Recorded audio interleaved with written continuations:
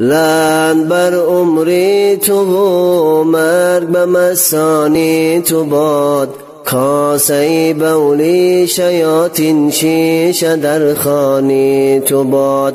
ای تو مکرانی خبیث، تو مشمشیری منی، لقمه تیری منو از غضب شیری منی. از کجا جرأت تحقیری محمد کرده ای، عکس او را تو به شکلی آدمی بد کرده ای. تو بسان جد و اربابی خودت خار می شوی، این همه رنجی جهان کم هزومی نار می شوی. هرچو امثال تو را خاک کند روی زمین، تا که دیگر نتوان پوف نمود شعله دین.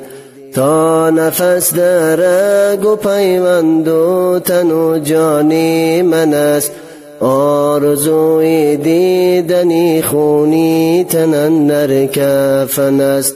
در دلم جز خدا نیزی کس بیم و هراس، ما تولد شده امت پیغمبر خاص.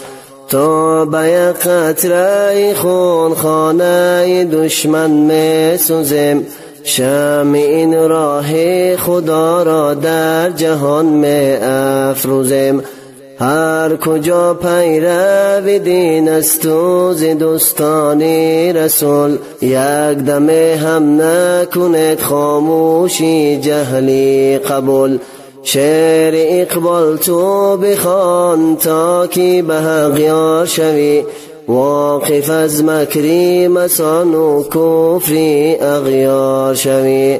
لعن بر عمری تو و مرگ به مسانی تو باد، کاسه بولی شیاطین شیشه در خانی تو باد. ای تو مکرانی خبیث، تو مشمشیری منی، لقمه تیری منو از غضب شیری منی.